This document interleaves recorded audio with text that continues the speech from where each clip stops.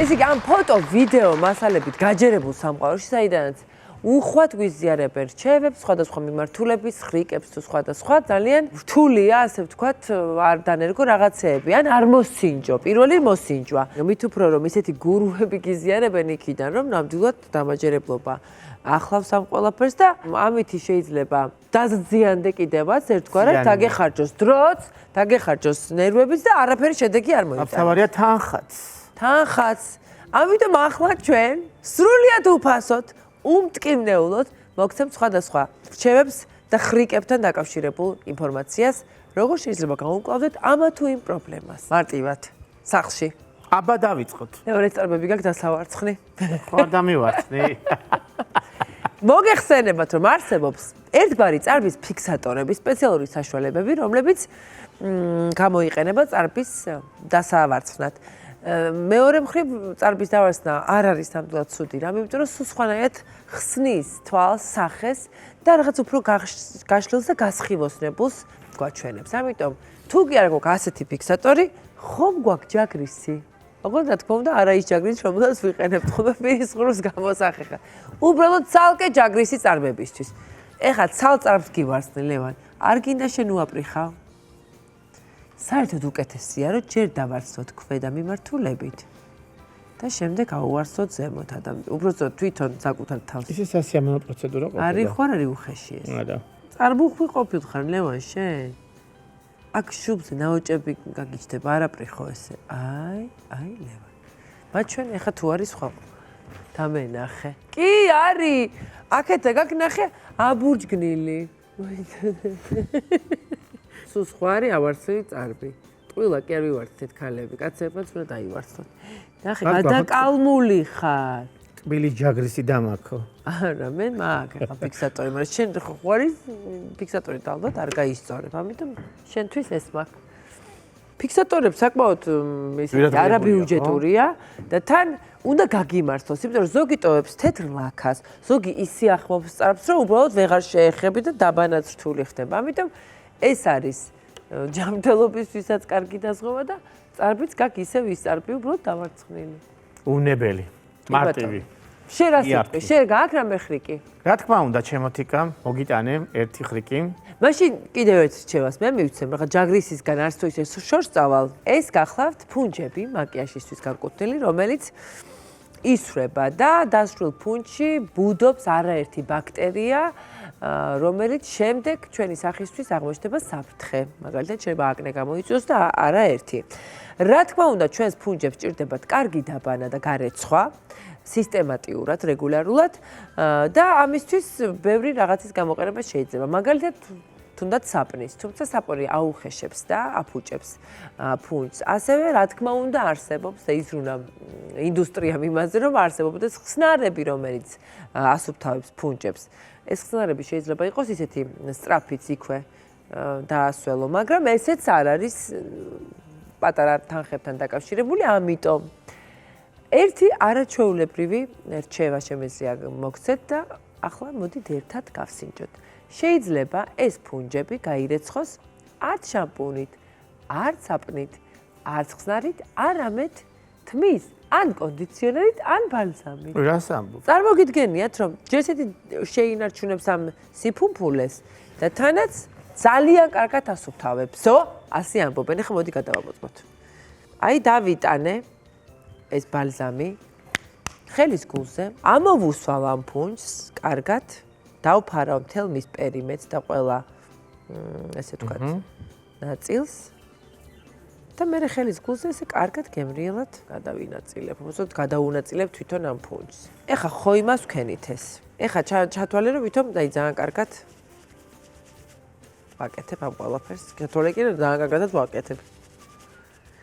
აი ხედავთ, ნახეთ როგორ ასუფთავებს. შემდეგ ამ ყველაფერს, რა თქმა უნდა, გამდინარე წყალში გავავლებთ და თქვენი ფუნჯი არის შესანიშნავად გაახლებული და გასუფთავებული. და რაც მთავარია, ფუნჯი შეინარჩუნებს თავის ხარისხს და სიფუმფულეს, რისთვისაც გვჭირდება ხოლმე ეს ფუნჯი. აბა უხეში ფუნჯი მე სახეზე ძალიან ვერ მიიკარებთ. აჰა.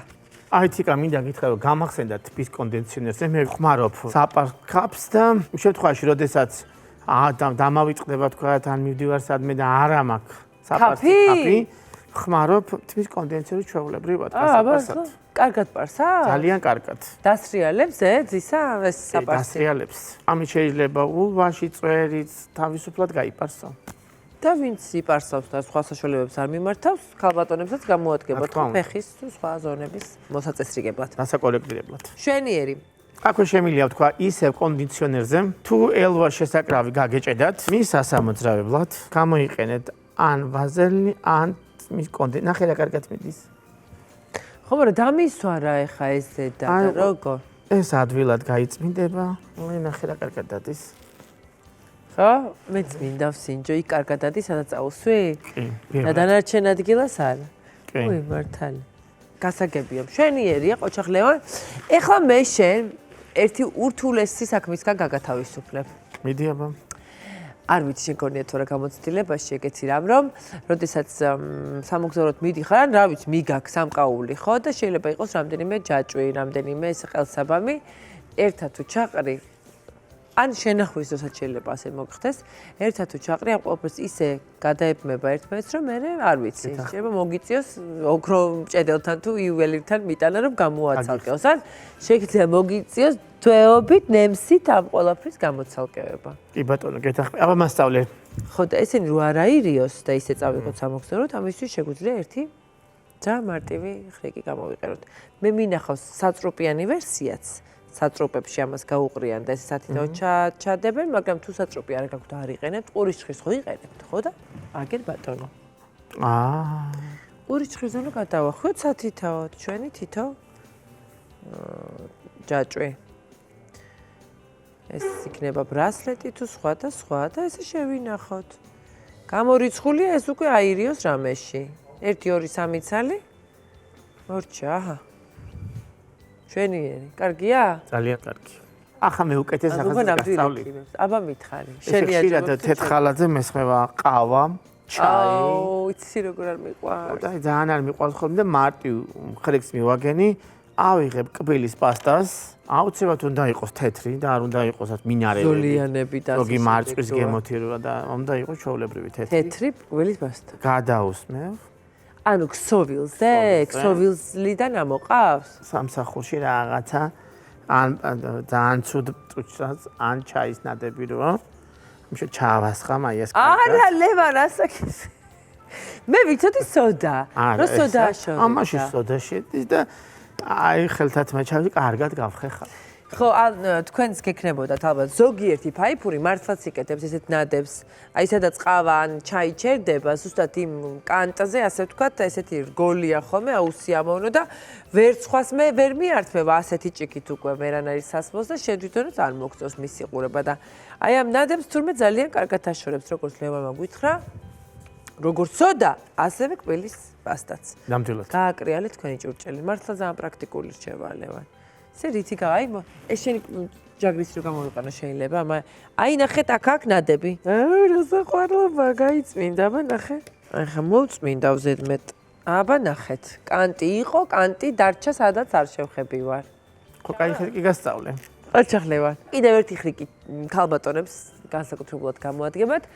ალბათ ქონიათ გამოცდილება, როდესაც ჭხილზე გვესვა ცოტა ფერადი ლაქი, ეს ცოტა მუქი ფერების, წითელმა იცის ძალიან კვალის დატოვება და მუქმა, შავმა, ყავისფერმა და ასე შემდეგ, რომ აცეტონით მოგვიშორება და მაინც ეს კანტებზე რჩება ეს შეფერილობა, რომელიც არაფერს არ შველის, ანუ მოიშორე და გონია რომ მოიწესრიგე და ვერაფერიც ვერ მოიწესრიგე. თურმე ამ ყველაფერს დიდებულად მოაშორებს, როგორც გვირჩევენ გურუები, ისევ კბილის პასტა. ასე თურმე უნდა მოისვა, კარგად მასაჟო და შემდეგ ჩამოვიბათ, გვექნება უკვე გათეთრებული როგორც ჭხილი, ასევე მისი მიმდებარე კანის ტერიტორია. ასე რომ ძალიან კაი რამეა. მე მქონია ეს და ისვამ. მე რამდენიმე დღეში კი გადადის, მაგრამ ის რამდენიმე დღე რა უნდა ქნა. წაისვა კბილის პასტა. ძალიან კაი ხრიკია.